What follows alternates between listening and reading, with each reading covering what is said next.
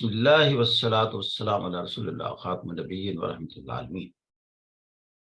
آج کا کوشچن یہ ہے کہ دنیا جو بائی پولیرٹی یا ملٹی پولیرٹی کی طرف بڑھ رہی ہے، particularly with reference to China. China is certainly an emerging power and this is going to challenge American hegemony. تو لیکن دیکھنا یہ ہے کہ what is the capacity of China? To what extent it can challenge the hegemony of United States?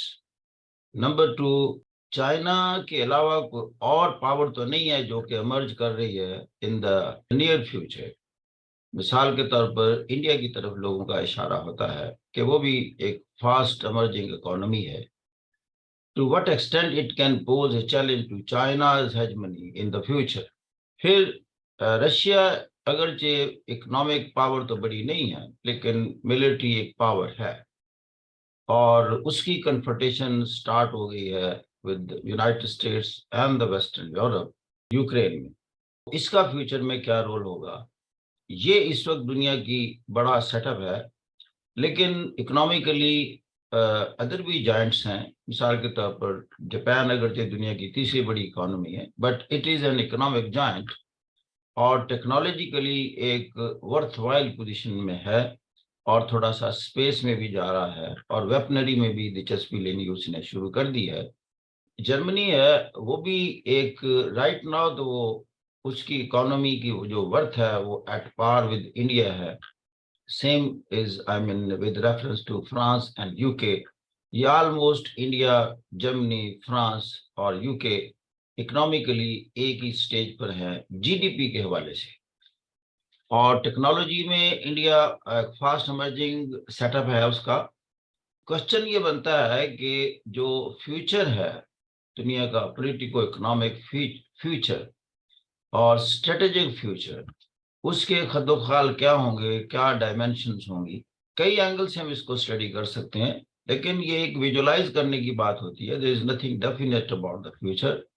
Certain unexpected things do happen کہ دنیا کی politics بڑی کمپلیکیٹڈ ہے.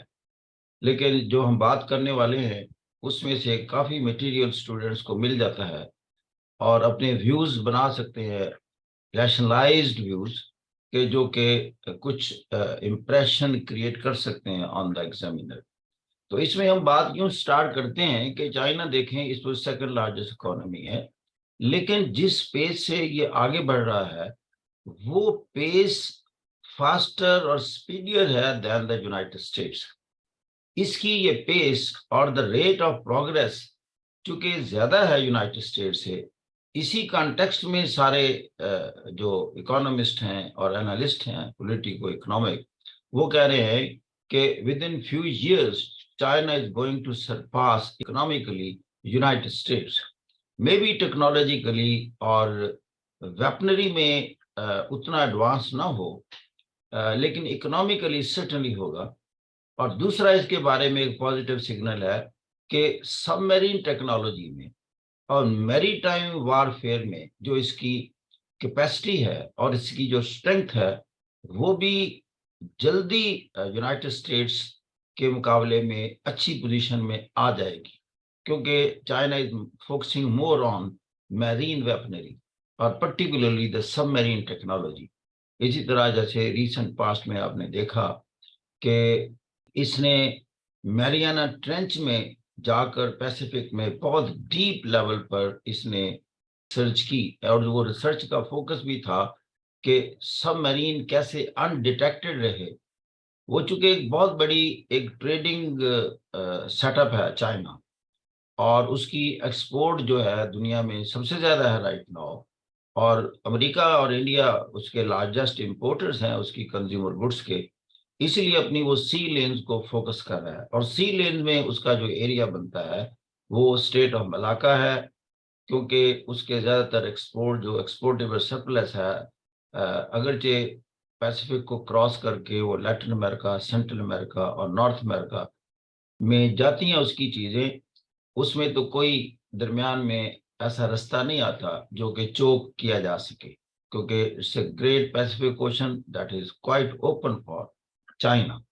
تو لہذا وہاں یہ نہیں ہے کہ کوئی جنگ کی صورتحال میں کوئی دنیا کا ملک چائنا کے ویسلز کو چیک کر لے، لیکن جو اس کے ویسلز آ رہے ہیں انڈین اوشن میں بائی کراسنگ اور passing through the strait of Malacca, اس میں ایک اپریہنشن ہے کہ یونائٹڈ اسٹیٹس کے چونکہ بیس موجود ہے، گوام میں بھی ہے، ساؤتھ کوریا میں بھی ہے، تائیوان میں بھی اس کی پریزنس ہے، اس کی پھر فلپینز میں بھی پریزنس ہے، تو وہ یہ اسٹریٹ آف ملاکا کو وہ چوک کر سکتا ہے۔ اور اسی کے پیش نظر آپ نے دیکھا چائنا جو ہے اس نے ایک کنڈویٹ لیا، گویا کہ رستہ لیا پاکستان کے ذریعے گوادر تک، تاکہ اس کا خاص جو موسٹ امپورٹنٹ اس کا امپورٹ ہے اور ایلیمنٹ ہے جس پر اس کی ساری اکانومی ڈیپینڈ کر رہی ہے، دیٹ از پیٹرولیم، اور اپنی ٹوٹل ضروریات کی انرجی کا تقریباً 40% جو ہے وہ گلف سے لیتا ہے۔ اس لیے اس نے کہا کہ ایک اگر اسٹریٹ آف ملاکا چوک ہوتی ہے تو ایک آلٹرنیٹو جو ایک روٹ ہے وہ میرے پاس ہونا چاہیے۔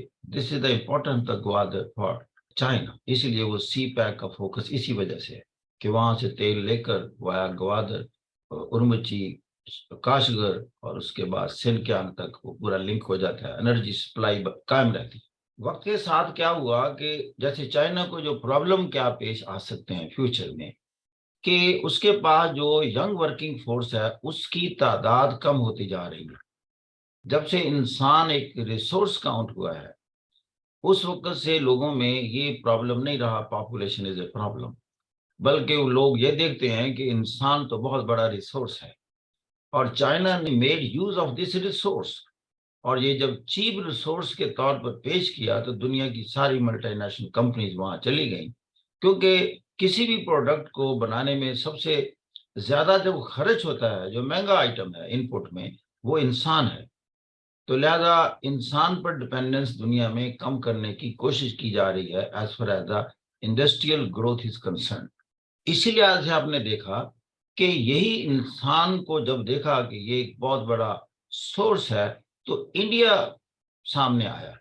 انڈیا نے دیکھا کہ میں دنیا کی سب سے بڑی پاپولیشن وائز کنٹری ہوں، آئی مین آفٹر چائنا، تو میرے پاس ینگ ورکنگ فورس چائنا کی نسبت زیادہ ہے، اس لیے کہ چائنا کی جو ون چائلڈ پالیسی ہے اس نے چائنا کو بہت نقصان دیا، اور تبھی پھر شی جن پنگ نے کہا کہ آج سے ون چائلڈ پالیسی ختم ہے، انسان پیدا کرو، کیونکہ ہمارا فیوچر ڈیپینڈ کرتا ہے ینگ ورکنگ فورس پر۔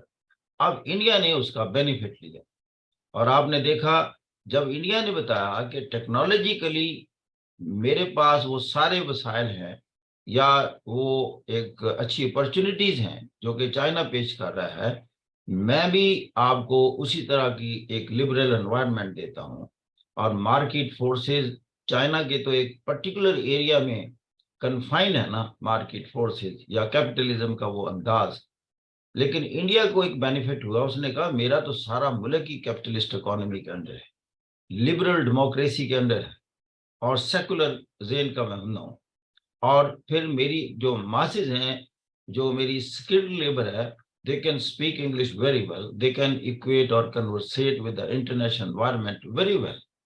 تو چائنا تو انگریزی سیکھے گا تو بات کرے گا، میرے لوگ تو بچپن سے ہی انگلش سیکھتے ہیں۔ اب یہ ساری چیزیں یعنی لبرلزم، ڈیموکریٹک سیٹ اپ اور مارکیٹ اکانومی، اس نے اٹریکٹ کیا، اور آپ نے دیکھا یہی وجہ بنی fast emergence of India economically, technologically. اب یہ پھر دنیا سے جتنی ملٹی نیشنل کمپنیز کو بلا رہا ہے اس کو ساتھ کہہ رہا ہے کہ آپ چونکہ وہ انٹرسٹ لینے لگ گئے، پرٹیکولرلی سٹارٹ تو انفارمیشن ٹیکنالوجی سے ہوا، لیکن اس کے ساتھ اب وہ ایکسپینڈ کر دیا اس نے ان آل ایریاز میں، ٹیکنالوجیکل انویسٹمنٹ میں، اس نے کہا کہ ہمیں ٹیکنالوجی بھی ٹرانسفر کریں۔ اب دنیا کیوں آ رہی ہے؟ دنیا کو دو فائدے ہیں، ایک تو یہ کہ وہ ان کا پروڈکٹ سستا بنے گا، اور سستا بنانے کے بعد ایشیا دنیا کی سب سے بڑی کنزیومر مارکیٹ ہے، یعنی اتنی کنزمپشن امریکاز میں نہیں ہو رہی جتنی کنزمپشن ایشیا میں ہو رہی ہے اور افریقہ میں ہو رہی ہے۔ اس لیے آپ دیکھ رہے ہیں کہ دنیا کی ورک شاپ جو ہے وہ یہی ایسٹ ایشیا بن گیا ہے، اور یا ساؤتھ ایسٹ ایشیا آپ کہہ سکتے ہیں، یہ دنیا کی سب سے بڑی ورک شاپ بن گئی۔ اس کی ایک وجوہات جیسے میں نے کہا کہ انڈسٹریل جو سیٹ اپس ہوتے ہیں ان کی ایک اپنی کلچر اور اپنی ڈیمانڈز ہوتی ہیں جو کہ کراس باؤنڈریز ہوتی ہیں. ان کی نیشنلزم نہیں ان کو مجبور کرتی کہ آپ امریکہ کی کمپنی ہے تو آپ امریکہ سے نہیں نکل سکتی. You belong to France and you have to live in France only. You belong to Germany اور Japan, you will remain confined to Germany and Japan.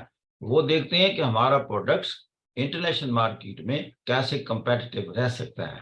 لہذا یہ ساری کی ساری اب یہ انڈیا میں جا رہی ہیں. اور آپ نے دیکھا انڈیا کے 3-4 بڑے سینٹر بن گئے ہیں.